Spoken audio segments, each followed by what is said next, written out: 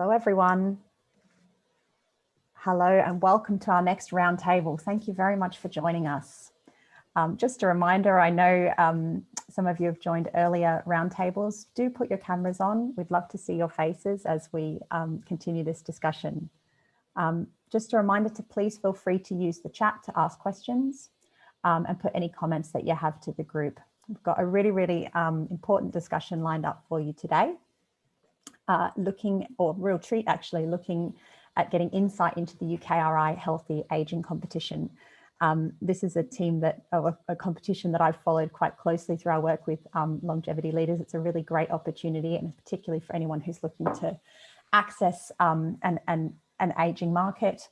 It's a really great space to be in. So without further ado, I'm going to hand over to Chris Ward from UKRI, who's going to take us through the session today. Thank you, Chris. Thank you, Angela. So, hello and welcome to a roundtable session.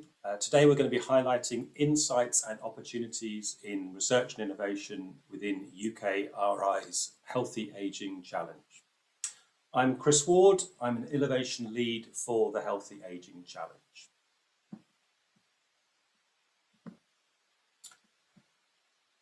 So today I'm going to introduce you to a number of talented colleagues and exciting projects who are going to share more about the success they've driven and brand new opportunities that you'll want to find out more about.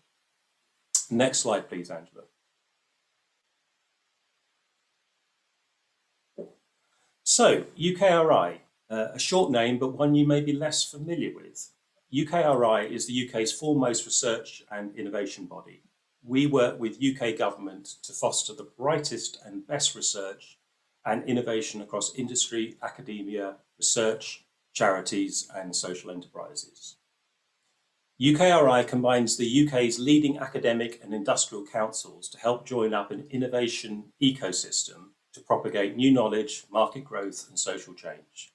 I'll post a chat later in the chat column for people who want to find out more about UKRI. Next slide, please.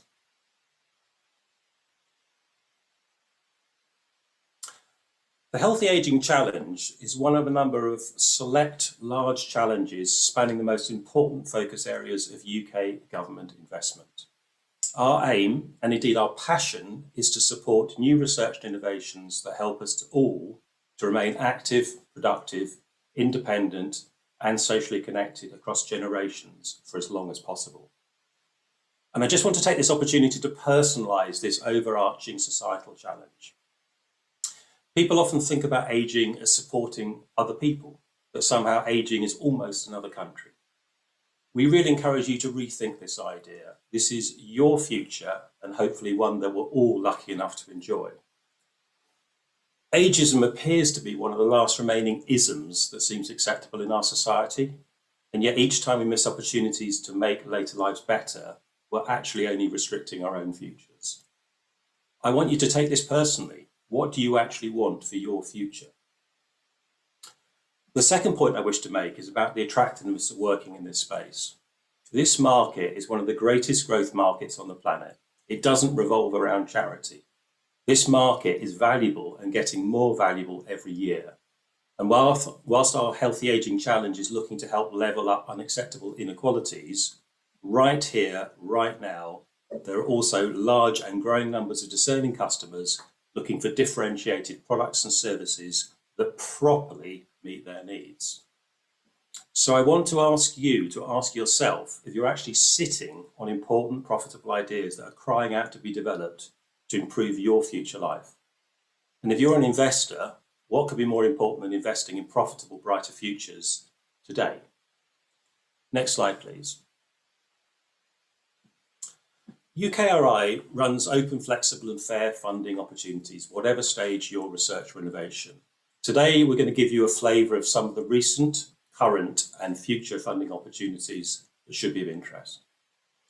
First up, I'm going to introduce you to one of the projects I've been lucky enough to support through a Trailblazer competition. This is now a closed competition, but I want you to see and hear from someone working at the coalface of healthy ageing. Then we'll hear from an innovative research project, then more about our investor partnership programme, and then an exciting upcoming design-centric opportunity you may wish to apply for. Lastly, we'll have an insightful roundtable discussion chaired by Dr. Helen Crampin. Please post any questions you have during any presentation, and we'll do our best to select questions for raising in that roundtable. So without further ado, please let me introduce you to Naomi Kingsley, CEO of the London Rebuilding Society. Naomi. Thank you, Chris. Could we have the next slide, please? Well, hello, everybody. Yes, I'm Naomi Kingsley. I'm the Chief Executive of London Rebuilding Society. London Rebuilding Society is a social enterprise, so we're an impact-driven business. And we focus on older homeowners and people who have really struggled living in homes in disrepair, what the government describes as non-decent homes. And our clients, our customers, are people who are less well off, low income. And as it says here, there's a lot of them. There's a lot of people living in this situation. They really are not getting the kind of support and services that they need and finding themselves stuck.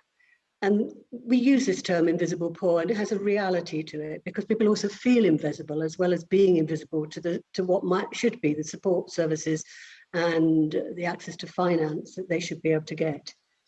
Our aim is to enable people to live healthier, happier and longer independently in their own homes. And I think that's we're no more made aware of than now under the pandemic, with the pandemic.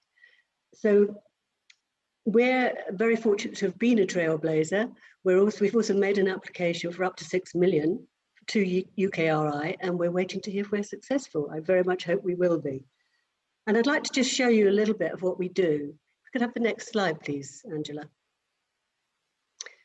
Now, we use a particular mechanism in the way in which we enable people to use their asset wealth to transform their homes and also to transform their lives and life stories.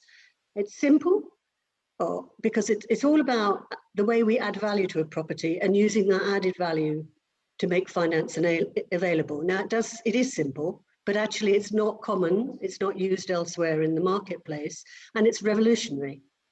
It changes what you can enable a low-income family individual owning their own home to do to change their lives. And here's some illustrations. So on the left, you have some before and afters. We have a range of products that we're developing, and one of them is about enabling people to split a home, so that many people live in Victorian properties, let's say in London, and they're only living in one part of it. And the home is in pretty bad shape, as you can see here in the before and after. This was a home actually in London Borough of Hackney, 3-storey, large Victorian house. And we provided the finance and worked with the housing association so that the owner was an elderly woman who really very much wanted to stay in her locality. And she loved her community, but she was feeling forced to move. So she could stay, live in a well-adapted, comfortable, flexible, age-friendly home in the bottom floor, and the next 2 floors were converted into affordable flats for families, and they were rented out through the housing association we work with. So this completely changed her circumstances and gave her a community within her own house as well. So it can address some of the issues of isolation and anxiety that she felt as well. On the other side, we've got another massive transformation. This is a family what often are described as the working poor. And there were 4 children, 6 adults in the house, 4 children. 2 of the sons were sleeping on sofas in the living room. The house was in a very, very, very poor shape. They were facing issues with environmental health in their borough.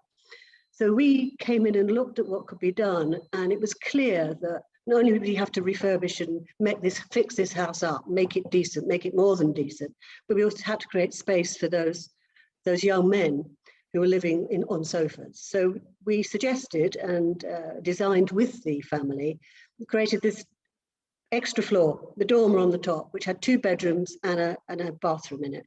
So suddenly we had 2 young men with their own bathrooms and their own space and their own bedrooms. And what happened as a result of this, there was also one of the children, the daughter, who was actually working. The sons were kind of intermittently in and out of work. The daughter also had asthma, so she had a room full of mold. So all of that was changed. Her asthma began to improve, and the sons went out and got jobs. And the family, I mean, it just transformed their lives. And that's a story which they're not going to split up as a family. And the threat to them was that they would have been split up if they had been forced to move because of an environmental health order. So that's a totally transformational story. Could I have the next slide, please, Angela? So we're transforming homes, but we're transforming lives. We're transforming people's life stories. And this is a fairly recent case, a client of ours. The work was done during lockdown, on and off during lockdown, as you can imagine. She'd lived in a house. She was left it by her family. Her father was a hoarder, hoarded terribly. So she kind of taken it on. And because of that, the house was in a terrible state. And she had no heating. It was, and she was very, very depressed and anxious and felt ashamed. And I'm not going to really go into the details here because I think her quote tells it all. She really, truly didn't believe that she could take her home, change it, and actually have a wonderful home to live in for the rest of her life. And also it changed things for her whole family. Her brother, who lives out of London, was always worried about her. And he said to us after the work was done that, this had taken a huge burden from him as well. So I think it's important to remember that you're not just helping individuals or families within the house, you're also helping the people around them, supporting them, enabling them to do for themselves what they really want to do and achieve. And they're part of the process. So I'm not going to say very much more, except for I think I would suggest that everybody looks out for opportunities through UKRI. We've had a very good experience in our stage 1 process, lots of support, exciting opportunities to meet people. So keep your eyes open, keep your ears open, watch out for opportunities, and do think about applying, because it's one of the best experiences that we've had working with government grant schemes. So just keep your eyes open. And I'll hand back to Chris. Thank you, Naomi. That's very kind of you. Thank you for endorsement. You've been a great stage 1 trailblazer. Wishing you well for the future. So without further ado, I'd like to move us on. I'm going to introduce you to Eleanor Ford, who works at Zinc, and she's going to introduce a Catalyst programme, and Professor Paul Jones. Thank you very much, Chris. Good afternoon, everyone. My name's Eleanor Ford. I'm Academy Director at Zinc VC, so I lead the acceleration across our programmes. So for those of you that aren't familiar with Zinc, we work to bring talented people together to tackle important societal problems, in the most part through our Venture Builder programme. And this programme's led to a portfolio of startups, of new companies that are looking at our missions, that tackle the problems of our missions. So those missions are mental health, people left behind by the effects of globalisation and automation, and most recently, later life. So we're completely delighted to partner with UKRI on the Healthy Ageing Catalyst Awards, really to extend and deepen the ways that we can support and propel innovation in this mission area of healthy ageing. We've been really pleased because of the experimental kind of design-led way in which we could design and deliver this programme, but also because at Zinc we really care about talent, and researchers are a hugely talented group that we really care about. So in terms of what we've been looking for in the Healthy Ageing Awards, the Catalyst Awards are the UK contribution to the Healthy Longevity Grand Challenge, a global collaboration led by the US National Academy for Medicine, so NAM. They aim to inspire innovation with the potential to improve the health and well-being of older people across the world, and are specifically designed for researchers to develop innovative, scalable, high-risk, high-reward ideas. They are different from a standard research grant, partly because they're a grant plus a support package from Zinc. So what we aim to do, which is slightly different, is that we want to support the individual and the research. So if we were looking at it for any other startup program, we would really care about who the individual is who's driving the boat. So who it is that's driving the innovation. And we very much look for that in terms of the applicants that we look to come forwards. We also really care about getting to that kind of impact North Star. So this isn't about going from research grant to research grant. It's about really focusing on the kind of research impact and making sure that we're lining people up for sustainability and scalability from what they're doing from this award. We also try and disrupt the process a bit. So we look for responses from this research grant which are kind of less sequential and then more design-led, more experimental, more flexible. And we're not looking for detailed plans, we're looking for agility. So I think in terms of the programme that we've provided for the Catalyst Award, it's been about not only entrepreneurial skills, but also entrepreneurial approaches and mindsets. And we've really kind of doubled down on this in terms of what we're looking for in year 2. So we've asked for applicants to really articulate the impact that they're looking for beyond the research, to really kind of lift their sights to where this is heading, to try and make sure that we've got commitment of time from the applicants. This isn't just one research grant amongst a whole heap of others, but really people are kind of committed to this and where they want to take it. We also dig into the sort of status of the team, the commitment and how they're working together beyond just a research group, but actually a team of people driving something forwards.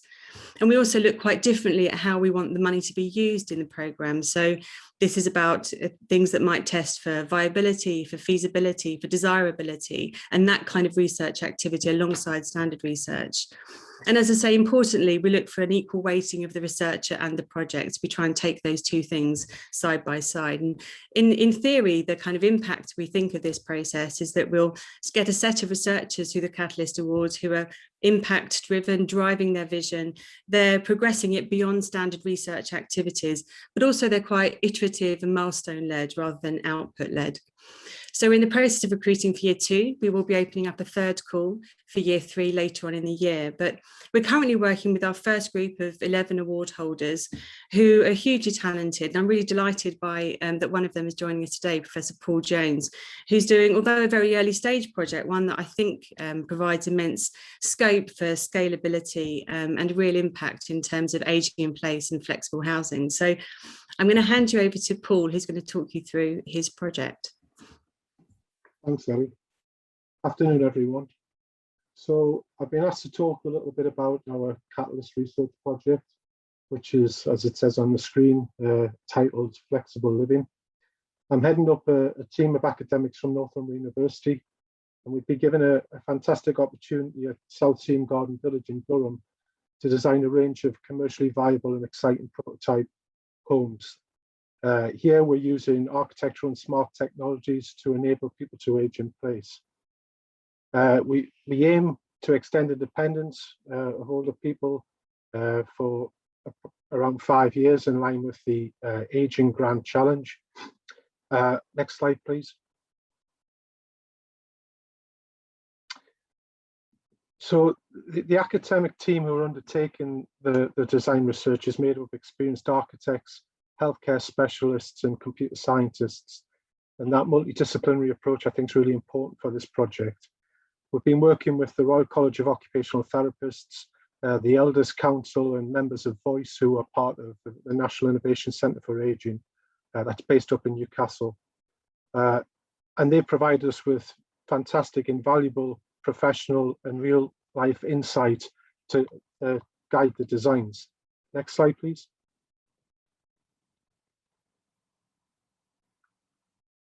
So the Garden Village is conceived for all ages, and that's one of the reasons why we got involved with the project.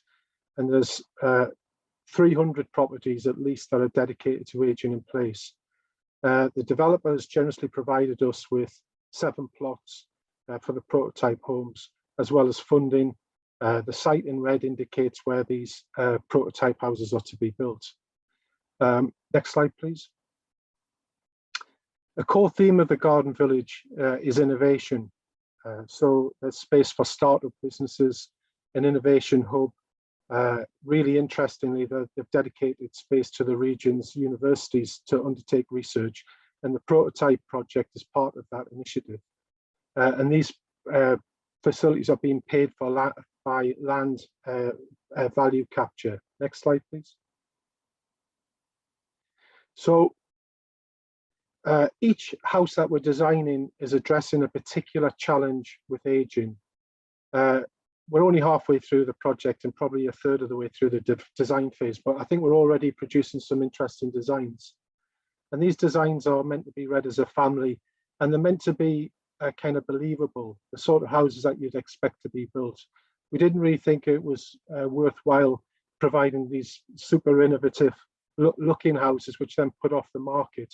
We want them to be, to be scaled up and accessible to developers and the volume house builders. I don't have time to talk through all of them, but I'll just pick one which we're called the connected home.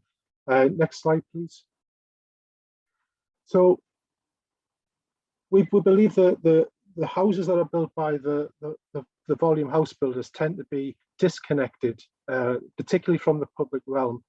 You can see by the plan there that they tend to be inaccessible from the outside. They're non-communicative. They usually have a patch of tarmac out the front for cars. We've kind of lost the front garden, which used to be a conduit for casual interaction between people. Next slide, please. So what we've looked to do is we've flipped that around and we've called it the connected house. You know, now it's looking at a home that's around about 90 square meters for a 3-bed property, and we like the idea that people could be sitting reading a book outside. A friend walks past and some casual interaction. They're invited in for or sit outside for a slice of cake, a cup of tea, and a chat. You know, and we think that interaction is very important. Next slide, please. So what we try to do here is that we've tried to open up the house front to back, which we think the volume house builders tend not to. And we put the kitchen near to the front, which allows for it to serve both the dining space and the terrace space. And we just think there's a much nicer connection, which I think improves sort of well-being. You've got better light, better view. But what's also very interesting about this is that we can close down a compartment of the house, which is the lobby space, which can be used for carers to administer care while the rest of the house carries on. Next slide, please. What's also good about this control lobby is that food and medicines and parcels can be dropped off. So older people can collect them. They may be sat at the back of the house and they can collect them later on at a time that suits them, rather than the need to kind of try and rush out and deal with that interaction with the delivery driver. Next slide, please. So a major focus of this house, beyond the architectural and spatial connection, is this use of smart and digital technology to interconnect these systems together for older people, for ease of older people to use. And that allows them to perhaps connect older people to the community and to local services. And this is where the kind of computer scientists that we're working with as part of the team come in. We've done a state-of-the-art and literature review and found about 50 digital technologies in the home. And we're currently working with occupational therapists and older people to see which ones are really valid, useful ones. For instance, ones that might connect the home to care and health providers, monitor their health, environmental quality, security, etc. I mean, other tech's already been disregarded by participants as being potentially invasive, and there's a lot of technology, as we know, that's trying to solve a problem that doesn't really exist. There's lots of pointless apps and tech out there, as we've all come across, I'm sure.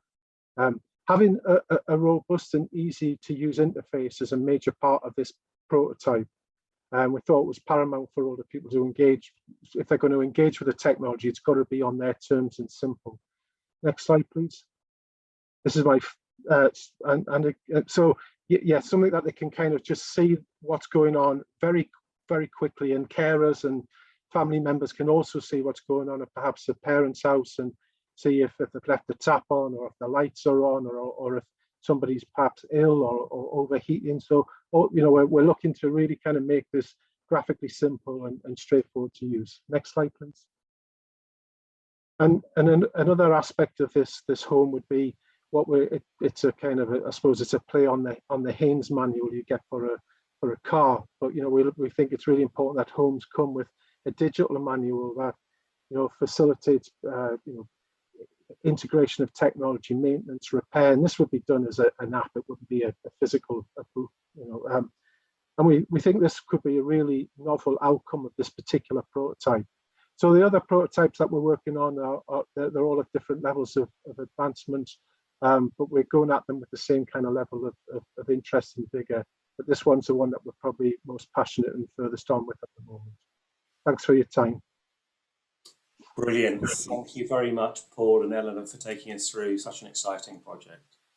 I'd now like to introduce you to Dr. Helen Crampin, who's going to be talking about our investment partnerships. Thanks very much, Chris. So yes, my name is Helen Crampin, and I currently run the Investor Partnerships Programme, where we are working with private investors to identify and support innovative businesses working on healthy ageing products and services. So we are currently working with North Star, 24 Haymarket, Nesta, Barclays and Legal & General. Very simply put, we provide 50% of project costs as grant funding, and the investor covers all additional costs as equity into those businesses that are in scope for both Innovate and the investor. The investor can, of course, also invest more than those costs and are also encouraged to provide follow-on funding after the project's finished. Next slide, please. So this strategy works really well. It de-risks investment into those early stage innovation businesses that we are interested in supporting, and it works for both sides. And it also brings together the key strengths of each of those partners. And I'm delighted to have Darcey Lucas here with me, who is the lead investment analyst at 24 Haymarket, who's going to introduce herself and talk about why 24 Haymarket are working in this space and what the partnership brings to them. Darcey. Thank you very much for the introduction, Helen, and great to be a part of this discussion this afternoon. So 24 Haymarket is a private capital group focused on making growth capital investments of about £1 to £3 million into companies across a range of sectors, but healthcare is really one of the key ones for us. 25% of our portfolio is currently in the healthcare sector, and we're looking to deploy about a third of our capital into the space this year. In terms of our collaboration with Innovate UK, we've been delighted to participate in a couple of investment partnership programs previously, but the Healthy Ageing Investor Partnership Program is really exciting for us. It enables us to invest in a slightly different area of healthcare. Traditionally, we've invested across sort of biotech, diagnostics, and then enabling technologies. And it's really this technology side of things that we're going to be focusing on with Innovate UK. We've seen numerous exciting opportunities, particularly in the remote diagnostics space, trying to keep people out of hospitals in particular. And what's really special about working with Innovate UK for us is that, as Helen says, it de-risks these investments, enables us to actually invest at a slightly earlier stage than we would typically seek to do so. We normally seek to invest in companies which have reached about 500 to 750k of ARR. However, being able to de-risk the investment enables us to take those chances and get in there a little bit earlier. So the partnership has just started, and we're very excited to see what we can get out of it.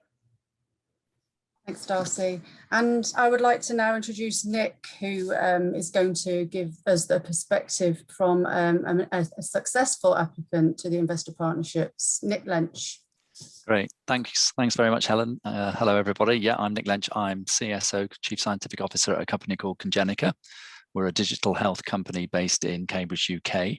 And our main focus is really looking at DNA and how DNA really influences our health and wellness. So we are working with this program with Innovate UK, and the investor is Legal & General. And what that really brings to us as a company is the opportunity to move into a new sector. So moving into the whole sort of healthy aging space is a huge opportunity for us. We've to this point focused on rare diseases. So we diagnose rare disease, so genetic disease. But clearly there's an opportunity to use that genetic information to really help people manage their health and indeed manage illness as they age. And so this both sort of de-risks some of that R&D that we are doing, moving into this space, and really helps us accelerate our product development. And so it's a fantastic endorsement of our technology platform, of our company, indeed our management team that L&G and Innovator funded us. So, you know, we see this as a really fantastic and exciting opportunity, and really to sort of network with companies and other interested parties in a sector that, you know, up until this point is something that we've never been worked in previously. So we're delighted to be part of this. Thanks, Nick. And obviously both Darcey and Nick will be on the panel discussion later. And I do apologise, Angela, I forgot to say next slide, please. So back to Chris. Thank you, Helen, and exciting projects indeed. So I should now introduce you to Julia Glenn. She's an innovation lead who is looking after some new areas of design-centric competitions. Julia.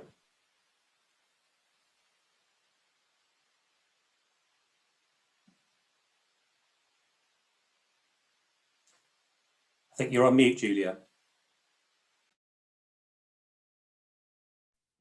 Apologies, everyone. There had to be one person, didn't there? And it had to be me. Thank you, everyone. Thank you, Chris. Really excited today to be presenting this competition.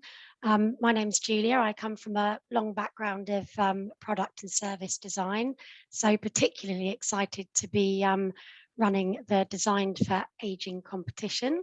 And I'm going to take you briefly through the competition and the opportunity. And then I'm going to hand over to Colum Lowe, who is definitely one of my favourite people to work with. So looking forward to hearing his insights. So if I can have the next slide, please. So the Designed for Aging competition is a competition where if you apply and are successful, not only will you have your total eligible project costs funded, but we will also shepherd you and support you in the processes around human-centered design and co-creation. So this competition is slightly different in that we apply a stage gate 6 months in to ensure that you're applying the appropriate attention and rigour to the co-creation process, with a longer term view of you having a much more sustainable offering and organisation at the end of the competition life cycle. So this is a dual win, this Designed for Aging competition. So this competition launches in September 21, and encourage anyone who's interested to come along to the pre-competition workshop, which is on the 1st of July. And all of these details are available to share after this roundtable. So actively encourage you to either ask questions or look at the slides afterwards. This is a large fund, 12 to 14 million, 2-year duration with the stage gate applied 6 months in. Award size is 500,000 to 2 million, and that's correlated to the size. The grant funding eligible is correlated to the size of the company, which is the usual Innovate UK way to do things fairly. So, and we're looking for a product or service where there has been an existing piece of learning, but new knowledge applied to make sure that we get a significant improvement in existing services and products. So the examples brought along today and presented are really good examples of that. Next slide, please, Angela. So the scope, this is a broad scope, so hopefully of interest to lots of people who are attending today. So standard common concerns of ageing, including mental health. We're very interested in encouraging physical activity for the over 50s, innovative models of care for independent living. So thank you, Paul, fascinating insight that you gave us there. The applicant profile, we're looking for business-led, very strong focus on services, and solutions must address inequalities in healthy ageing. And we're asking people who enter the competition to have a sufficiently tangible product or service line that we can really help them bring it to life by putting it through the design stage gate and help them to take more market share. So if you can have the next slide, please, I'll tell you a bit about the competition life cycle and a little bit more about the design stage gate. So this competition, Healthy Ageing, will open in September 22 in terms of the application process.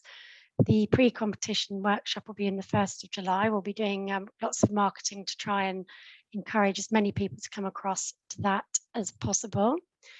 We'll be giving out funding to successful applicants in April 22. And then 6 months in, we'll be applying the design stage gate. But before that, in the run up to the competition and in the application process, you'll be fully versed with what you need to do to pass the design stage gate. And we'll be making lots of opportunity available to understand exactly the kind of co-creation requirements and the design rigor that we're looking for these sizable awards. And we want everyone who enters the competition who's successfully funded, we want everybody to pass, and we'll be shepherding you along the way and helping you apply the necessary rigor to do so. And I hope that people at the conference today will be interested in applying and welcome any questions. But before, I would like to pass you over to Colum, please, who is an expert in designing in this market and is the director of the Design Age Institute. So thank you, Colum.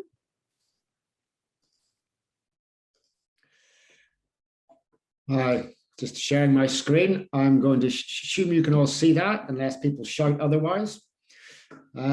Yes, so I'm Colum, I'm director of the Design Age Institute. We are a newly formed partnership funded by Research England. There's 5 of us: the Oxford Institute of Population Ageing at Oxford University, the previously mentioned National Innovation Centre for Ageing at Newcastle, the International Longevity Centre, the Design Museum, and the Helen Hammond Centre for Design at the Royal College of Art. And they make up the Design Age Institute. This is my favourite slide, really, because it explains why this is important. The global life expectancy has stayed remarkably consistent for about 12,000 years. And then about 200 years ago, it exploded. And it doesn't really show any signs of slowing down. And that leaves us with a problem. In the UK, we've got a demographic shift. By 2040, 30 million people in the UK will be over 60.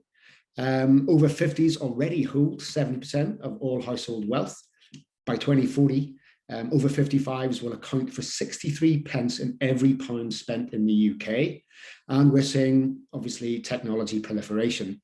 70% of elderly are now online already, rising to virtually 100% by 2030.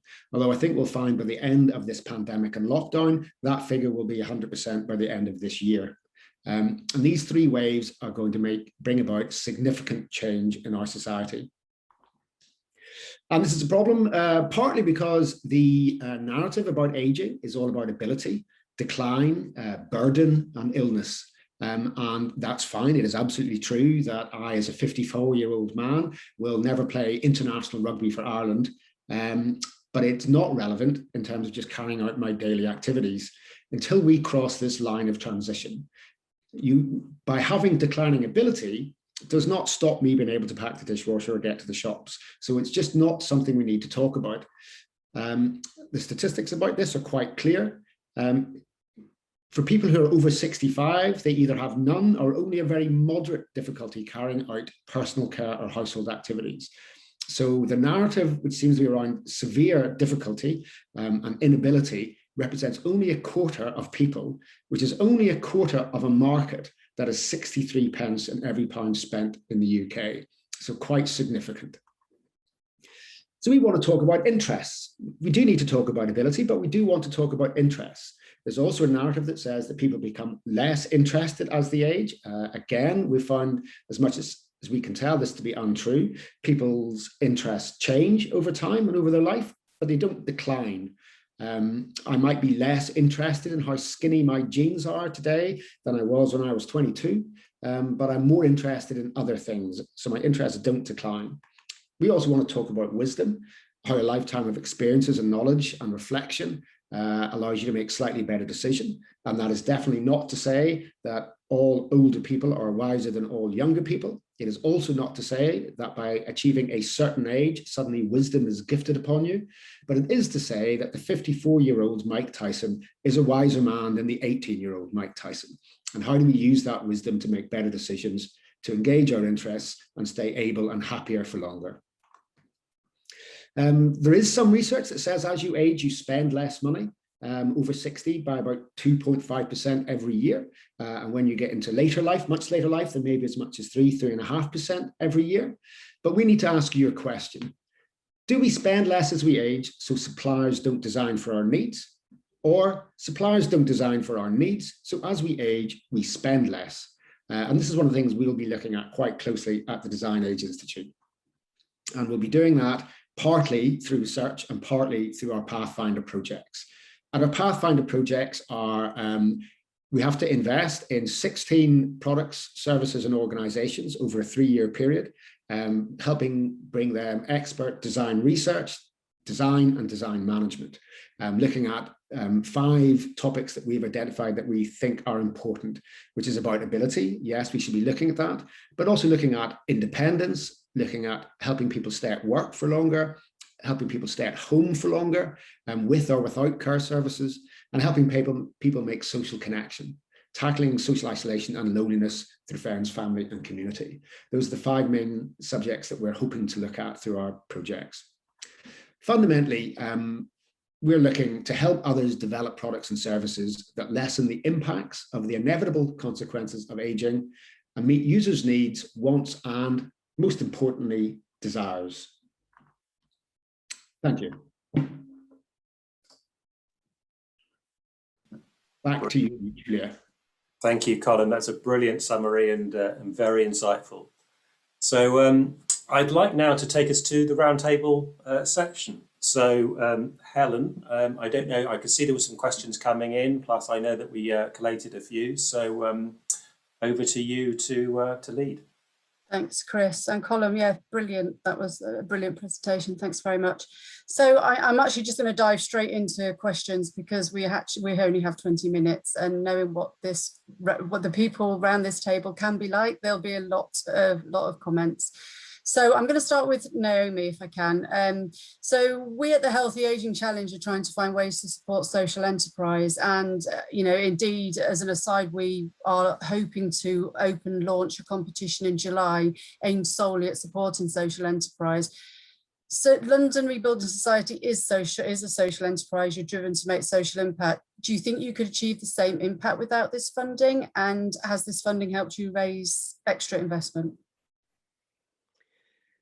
Thanks, Helen. A very simple answer. What we're doing, because it's, I didn't have time to go into the details, but our aim is to have a complex and integrated package of support for people, which is hand-holding, technology, as well as finance. And you need to do it in a collaboration. The social enterprise has to be at the center of it.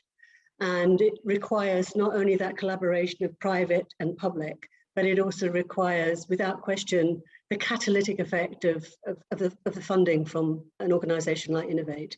From our perspective, we have been doing this kind of thing for a long time, at times with public money, at times without. Without, it's much more difficult, without question.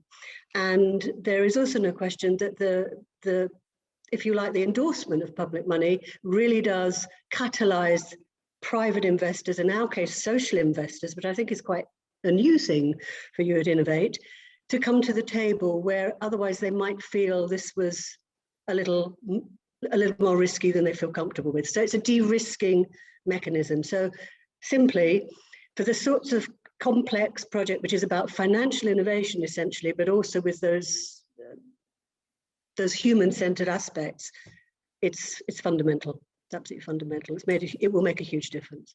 Yeah, and I mean, I've had lots of conversations with social enterprises over the past year who are all saying exactly the same thing, echoing your sentiments. It's extremely hard for them to get access to funding.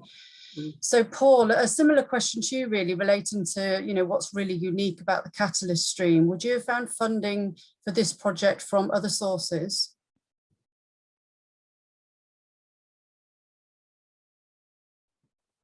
second one today with the mute on. I don't think so, actually. I can't recall seeing a funding call like this one before. I mean, typically, if you work with the individual funding councils, such as HRC and EPSRC, they're generally focused on their specific disciplines.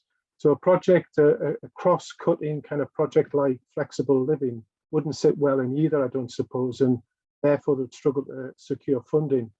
I think it's really great to see so many exciting new funding calls coming out of UKRI that actively encourage collaboration and multidisciplinary working. Yeah, and I think that's, one of the things for us working at the Healthy Aging Challenge. This is something that's, really exciting for us. I mean, if I go to Nick, a specific question around the UKRI competition, Nick, you've got quite a bit of experience with this now, and you've been very successful in getting funding. Could you tell us what it's like to apply for a competition and maybe offer a bit of practical advice for anyone interested in applying? But yes. Don't be too scathing. Yeah, of course. Positive only. No problem. Yeah, no, I guess the good news is I think it's a very simple and straightforward process. There's lots of help available. So through things like the knowledge transfer networks, again, if you're looking for specific partners, then your KTN officers can help you find that. So we've been successful over the years, probably having 3 different Innovate awards, and again, they suit the particular life cycle of your company. It might be a proof of concept right through to sort of product market launch. So depending on where you are in your company evolution, there will be a grant, a scheme for you, and another thing that's really good is that the sort of cadence of the calls are such that if you miss one call, you don't necessarily have to wait 12 to 18 months for the next call to come around. So the application process is, again, very, very straightforward online. And I guess my biggest piece of advice is read the scope of the competition. Aligning with the scope, then you've got a really good chance of being successful. If you don't pay attention to that, you can just get a bounce back saying you're out of scope, we're not going to consider your application. So yeah, everything I think is positive. The Innovate team are there to help applicants. They want people to succeed. So absolutely a very positive experience. Yeah, I would agree with that last point as well. We really want to get the best innovations off the ground, and we're not there. We shouldn't be seen as a barrier. And I think there are maybe some people out there who do see us as a barrier. We're not. We really want to achieve success. So that's a really good point. And I've got a question for Colum here that's just come in. Firstly, nice presentation. What do you see as the major barrier to preventing the production or adoption of products in the market that meet the needs and desires of the older consumer? And what changes do you feel are needed to make the market more robust? That's quite a big question. So let's see how you get on, Colum.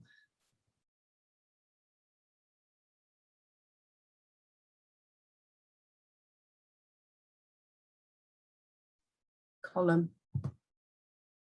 Robbie. I'm just keeping Julia company because she was feeling better earlier on. Yeah, so that's 3 of us now. Excellent. Maybe we get the whole panel eventually. Thanks for the question. Good question. I think I can answer it in 2 syllables. Ageism. I think industry on the whole either haven't taken the time or don't, for whatever reason, fully understand this marketplace. They don't understand what people want. And let's be clear about the difference between what people want and what other people think they need. There's lots of products designed and produced for what manufacturers think people need, but very little for what they actually want. And that work just hasn't been done and hasn't been communicated. As coming from both the public and private sector, I fully believe that if you can show industry, 63 pence in every pound spent in the UK, and point them in the right direction and show them what they actually want to spend their money on, then the market economy will flex to meet that. So that's part of what we have to do, is we've got to show industry what people want and are willing to spend their money on. Yeah, it's Yeah, really good answer. Thank you very much, Colum. Ellie, a question for you. So we obviously all understand that supporting and growing in innovation is vital. Zinc's partnered on a number of initiatives in the past few years to drive innovation. So can you just briefly tell us why you've done this, and have you got a specific example that you'd like to highlight of a successful collaboration that worked really well? Yeah, I mean, absolutely. I think kind of partnership and collaboration is like right through the middle of the DNA of everything that we do at Zinc. It's kind of really personally important for me. So prior to Zinc, I was running a collaboration of 12 of the UK's largest charities, trying to innovate and transform how they raise money through venturing. And I think it's interesting, the kind of learnings from that about how you collaborate and how you partner well, and the importance of being kind of super clear about the purpose of why you're collaborating and having a real kind of clarity and shared vision on that, and actually working out things like the commitment and rules for engagement. But I think actually Zinc was very much founded on the notion of how you bring people together. So if you think about our founders, so Saul Klein, venture capitalist, Paul Kirby, background in KPMG and policy, and Ella Goldner, an innovator and strategist, I think it was very much seen that if we want to take these missions seriously, the answer is not going to come from one place. So we need to create the right environment, the kind of watering hole, the oasis that brings talent together differently, new configurations, almost free of the kind of structuring principles of the environments that you come from, so that you can operate differently. And I think that's been seen in the kind of ways in which we bring people together to try and find the new companies, new solutions, new ideas that have come out of what we do at Zinc. So whether that's charity partners, corporate partners, policy, social enterprise, all kinds of people working in all kinds of walks of life that need to kind of communicate and operate differently. And I think it's actually in the very core of the kind of companies that we also create. So when we create new teams, we look at how we can bring different spikes, different skill sets together. So you might have a data scientist with an engineer, with a designer, with an insight specialist, to kind of right from the very beginning. So it's not diversity of skill, collaboration, partnership in a kind of baton swapping kind of way. It's like actually as people work together to really do that from the very outset. So you might take one of our teams like Studio X, Wakey, you know, that innovation came out of a media producer working with a clinical psychiatrist and a drag queen and a behavioral scientist to come up with a completely new product. And I think that's the kind of example that I think is kind of really speaks to what Zinc's about, also the kind of things that we try and create. Yeah, and actually, I've learned a lot about collaboration over the past year, working, with the investor partners, and that brings me on to Darcey as an investor partner. Can you tell us a little bit about what you're looking for specifically in a business, and really what this partnership brings to 24 Haymarket, and how it's maybe pushing you to do things you wouldn't have done before without the partnership in place? Yeah, of course. Thank you. So I think addressing your last question first, actually in terms of what collaborating with Innovate UK allows us to do. I think, as I mentioned before, I think the key thing for us is really enabling us to go in a little bit earlier than we would typically seek to do so. And what's important for us is really getting our investors behind the investments that we are seeking to do. And so we have just over 100 high net worth individuals that form our angel group, and really partnering with Innovate UK and having that grant funding there means that if people are slightly on the fence but are really excited about the opportunity and slightly concerned about the risk, actually being able to partner with Innovate UK enables us to make those investments. And so in terms of what we're looking for, we do really like to see some early revenue and a sort of established product market fit, ideally. In companies that are a little bit earlier than that, we do look for a strong go-to-market strategy, how the company is actually going to tackle this problem and really get their product out there. And something that's also really important for us is customer validation, be that a proof of concept customer or a proper sort of paying commercial customer. Getting understanding of what the product brings to them, the value proposition is extremely important, particularly when companies don't have quite so much revenue. And another thing I'd say is that for us, establishing a relationship early is really important.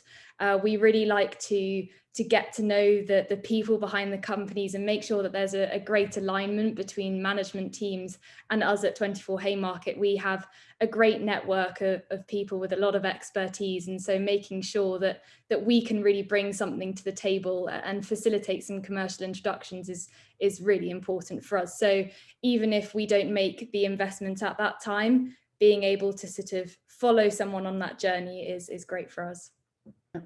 Yeah, indeed. Thanks for that. And this is a specific question for Nick, but actually I think everybody would be able to comment on this. It's around new R&D development, and it often requires in-house or external partnership considerations. And with your experience, what do you see are the ingredients to successful collaborations with industry, and what are the barriers? And I'm sure there's other people who might want to comment on that, but we'll start with Nick. Yeah, sure. Thanks, Helen. So I think fundamentally it does come down to good communication. So building relationships with partners, whether you're whether you're an industry partner or an academic partner or another institution partner, and then really having good communication around what are the objectives, what are the having good, clearly defined objectives and expectations.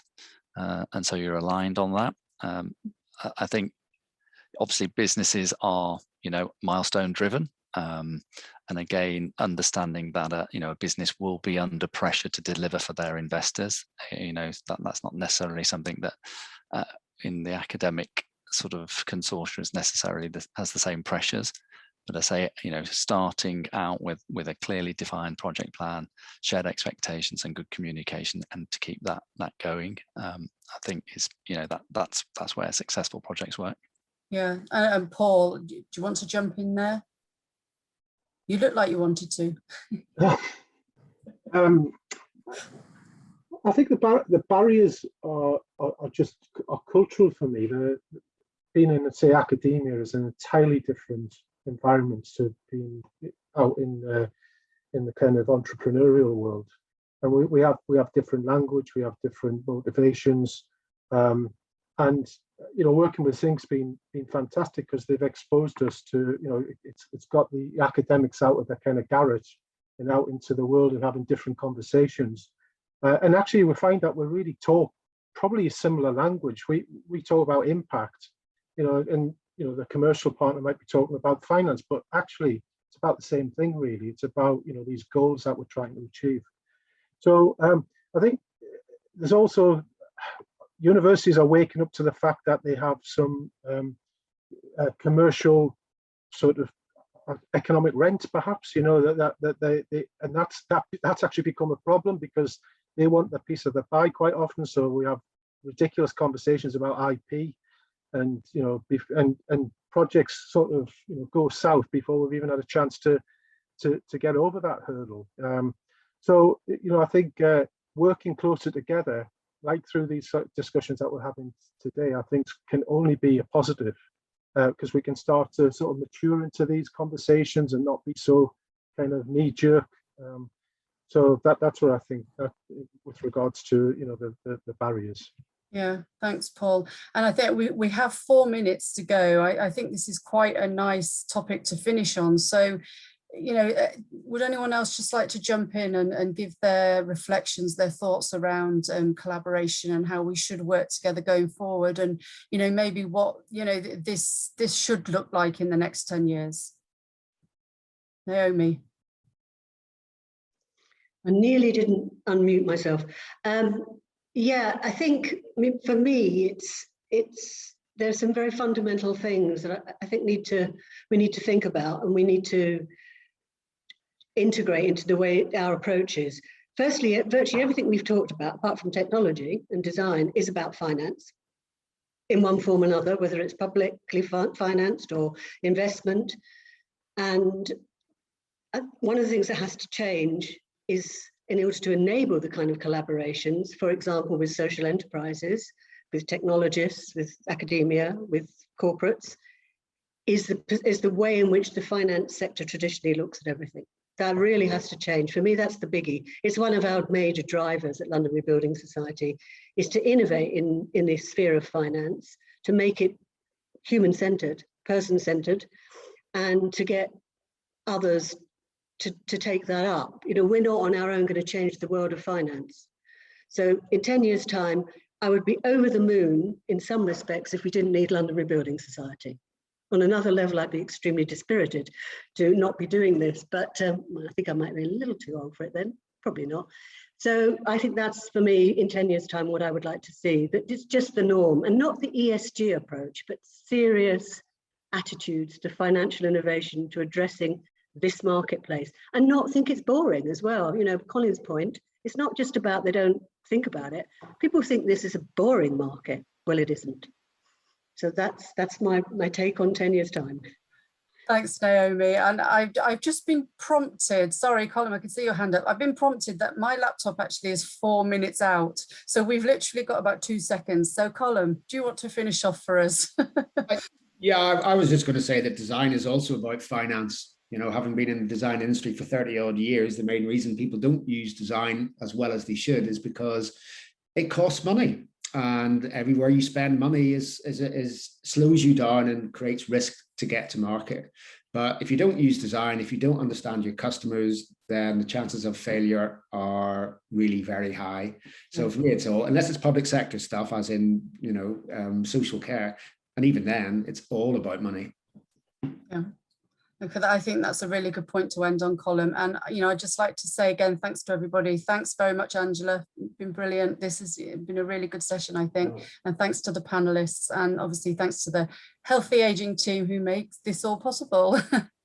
Thank you very much, everybody. And I'll say thank you, Helen, for a wonderful job of moderating. Look, we'll wrap up.